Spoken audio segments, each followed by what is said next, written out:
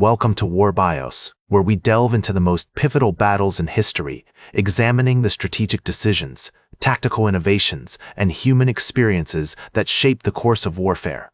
Today, we're going to explore one of the most fascinating and complex conflicts of the ancient world, the Battle of Kadesh.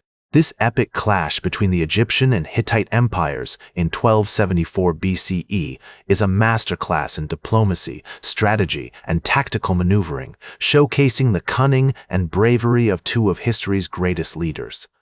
In the late 13th century BCE, the Egyptian Empire under Pharaoh Ramses II was expanding its borders, seeking to secure vital trade routes and resources. Meanwhile, the Hittite Empire, led by King Muwatali II, was consolidating its power in central Anatolia, wary of Egyptian encroachment into its sphere of influence.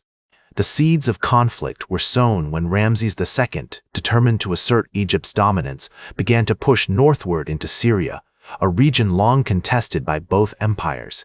The Hittites, well aware of the threat posed by the Egyptians, forged alliances with neighboring city-states and prepared for war. King Muwatali II, a shrewd and experienced leader, recognized that a decisive victory against the Egyptians would not only secure his empire's borders, but also cement his legacy as a great warrior king. As tensions escalated, Ramses II, confident in his army's superior numbers and training, marched toward Kadesh, a strategic city on the Orontes River. The pharaoh's military campaign was motivated by a desire to capture this crucial stronghold, which would grant him control over the region and access to the rich resources of Syria. Little did he know that King Muwatali II had set a trap for him, carefully deploying his forces to exploit the Egyptians' weaknesses and catch them off guard. The Egyptian army, comprising some 20,000 soldiers, including elite infantry, archers, and charioteers, began its approach to Kadesh, unaware of the Hittite forces gathering in the surrounding hills. King Muwatali II, meanwhile, had assembled a formidable coalition of troops from across his empire, including contingents from allied city-states, all united under his command. As the two armies converged on Kadesh, the air was thick with anticipation and tension. The fate of empires hung in the balance, and the outcome of this battle would shape the course of history for generations to come. The Egyptians, with their disciplined ranks and advanced weaponry, were poised to clash with the Hittites, who relied on their knowledge of the terrain, clever tactics, and the element of surprise.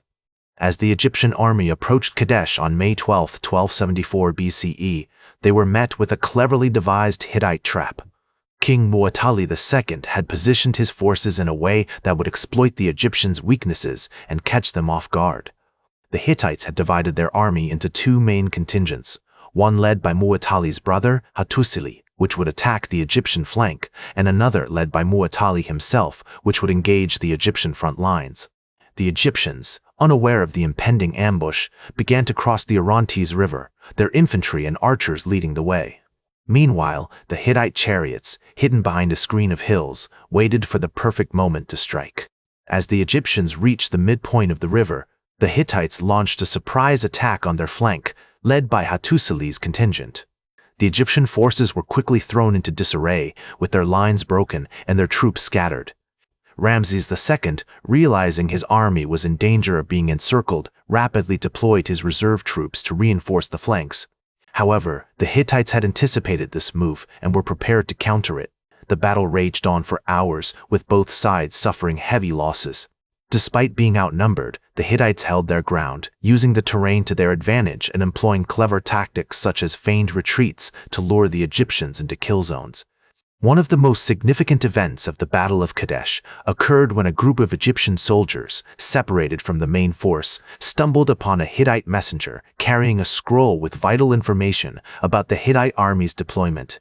The Egyptians, realizing the importance of this intelligence, quickly relayed it back to Ramses II, who was able to adjust his strategy accordingly.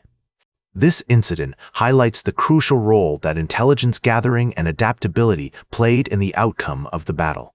As the day wore on, the fighting intensified, with both sides committing more troops to the fray. The Egyptians, however, were beginning to gain the upper hand, thanks in part to their superior archery and the timely arrival of reinforcements from the nearby city of Amuru.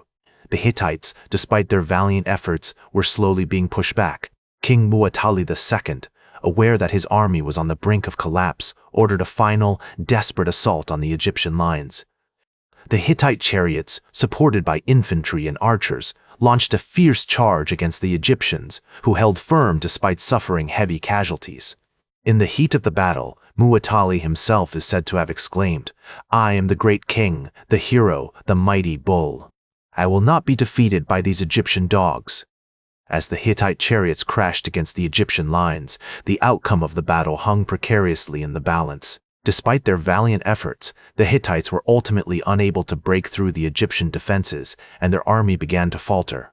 King Muwatali II, realizing that the tide of the battle was turning against him, ordered his troops to fall back and regroup. The Egyptians, sensing victory within their grasp, pressed their advantage and launched a fierce counterattack. The Hittites, exhausted and depleted, were unable to withstand the Egyptian onslaught, and their army began to retreat in disarray. As the dust settled, the Egyptians emerged victorious, having successfully repelled the Hittite attack and secured a crucial victory. In the aftermath of the battle, Ramses II claimed a great victory, and his scribes recorded the event in elaborate detail. The Egyptian pharaoh boasted that he had single-handedly defeated the Hittite army, and his account of the battle was inscribed on the walls of his temples. However, it is likely that the outcome of the battle was more nuanced, and that both sides suffered significant losses. Despite the Egyptian claims of victory, the Battle of Kadesh ultimately ended in a stalemate. The Hittites had failed to defeat the Egyptians, but they had also prevented Ramses II from achieving his objective of conquering Syria. In the years that followed, the two powers engaged in a series of diplomatic maneuvers, eventually concluding a peace treaty that established a lasting peace between Egypt and the Hittite Empire. The legacy of the Battle of Kadesh can be seen in the subsequent history of the ancient Near East. The battle marked the beginning of a new era of diplomacy and cooperation between Egypt and the Hittites, and it paved the way for a period of relative peace and stability in the region. As the Egyptian pharaoh Ramses II himself said, "The gods have ordained that we should be at peace and that our relations should be friendly."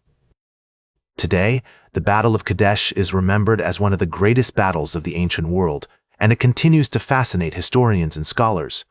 The battle is notable not only for its scale and complexity, but also for the insights it provides into the military tactics and strategies of the ancient Egyptians and Hittites.